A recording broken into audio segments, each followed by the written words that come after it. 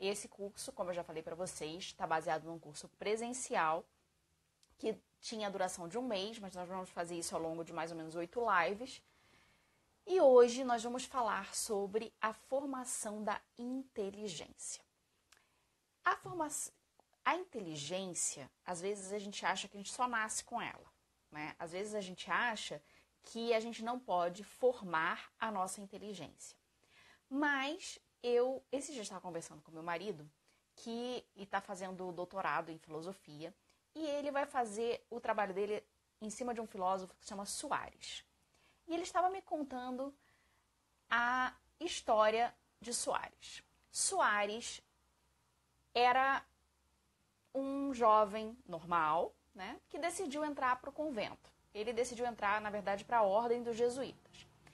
Só que ele foi aceito primeiro como irmão, né, e depois, quando ele teve que ser, digamos, promovido, né, na época que ele tinha que ir para o candidatado, que é um pouco antes de se tornar sacerdote, disseram para ele que provavelmente não ia dar certo, porque ele não estava se desenvolvendo muito bem nos estudos. E o diretor espiritual dele intercedeu por ele, né? Deixaram ele entrar para o candidatado ad experimentum, ou seja, ele ia fazer uma experiência para ver se ia dar certo ou não. Esse filósofo, hoje, ele é considerado um marco na filosofia. Ele escreveu 2 livros de mais de 1000 páginas, tamanho A4, sabe? Grandão mesmo, As Disputas Metafísicas. E ele é considerado um marco entre a Idade Média e a modernidade. Por que eu estou falando isso para vocês? Porque muitas vezes a gente acha que a gente não pode formar a nossa inteligência. A gente acha que a gente nasceu assim, que não tem jeito, que ou a gente é muito inteligente ou a gente é muito burro. Mas, na verdade, a gente pode formar a inteligência, a gente pode aprender a pensar e aprender a usar a inteligência ao nosso favor. E o que nós queremos, o que eu quero passar para vocês hoje são alguns meios, né, para a gente formar a nossa inteligência e para buscar usar a máxima capacidade dela. Você já deve ter ouvido falar que o nosso cérebro ele tem uma capacidade gigantesca, né? E que, na maior parte das vezes, nós não usamos toda a nossa capacidade, toda a capacidade que o nosso cérebro tem. A maturidade humana, tá? Ela requer a maturidade da inteligência também. Ela precisa, a nossa inteligência, ela precisa de ideias baseadas numa verdade objetiva. E com clareza e precisão.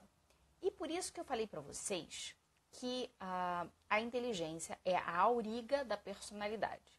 O que é a auriga? Vocês lembram daqueles... Ah, tá. O marido tá me corrigindo aí, ó. Soares escreveu 25 volumes de 700 a 1000 páginas cada um. Tá? O cara que era burrinho, tá, gente? Que não ia ser aceito como sacerdote. Ele hoje é um marco e tem muita gente estudando sobre ele, tanto que o maridão aqui vai ficar estudando 4 anos esse cara para tentar entender o pensamento do rapaz, né? Então vamos lá. A inteligência é a auriga da personalidade. O que significa isso? Vocês lembram, já devem ter visto aqueles filmes, né, da Roma Antiga, que fica aquele carinha em cima do carrinho, né, dirigindo os cavalos. Esse cara é o auriga, né? Ele é quem vai dirigir os cavalos. E esse cara tinha também uma função muito interessante.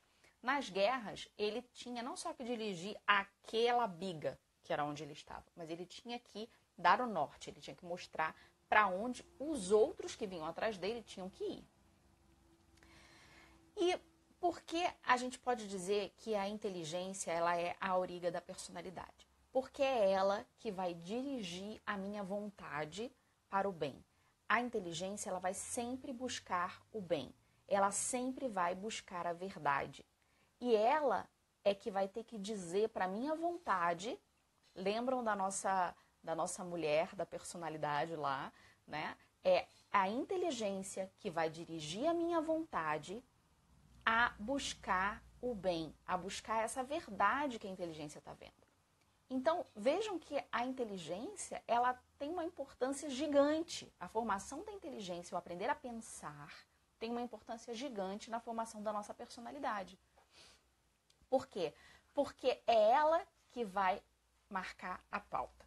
É a inteligência que vai mostrar pra gente para onde a gente tem que ir.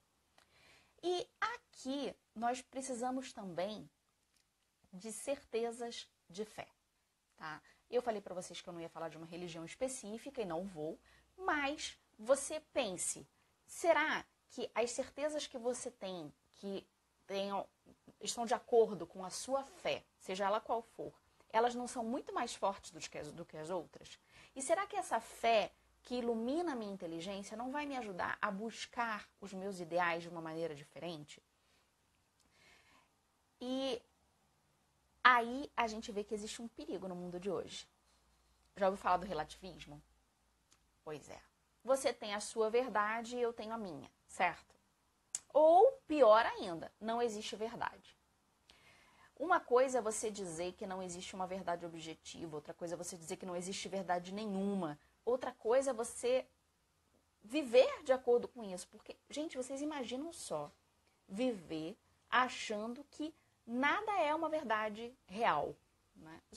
Vocês já devem ter ouvido falar do mito da caverna, né? Aquela historinha de que tem um cara na caverna, de costas para a entrada, e ele vê as sombras passando. Então, ele vai ver as sombras passando e ele vai interpretar aquelas sombras. Então, ele vê um cara lá passando com um chapéu e diz que é um bicho, não sei o quê. E aí, as pessoas usam muito esse mito da caverna para meio que comprovar que não existe uma verdade. E eu me lembro que quando eu estudei isso na faculdade, quando eu tinha 18 anos, eu nem era, né, tão amadurecida assim, eu olhei para o professor e fiquei pensando, mas gente, ele está se contradizendo. Por quê? Existe uma verdade. A verdade é que o que está passando lá na frente é um elefante, é um cara com chapéu, é uma girafa, seja lá o que for. Essa é a verdade. Agora, o que o cara está vendo nas sombras, essa é a verdade para ele, tudo bem. Mas isso é um ponto de vista da verdade. Então, para que nós formemos a nossa inteligência, a primeira coisa que nós precisamos é encontrar a verdade. A inteligência, ela vai buscar a verdade.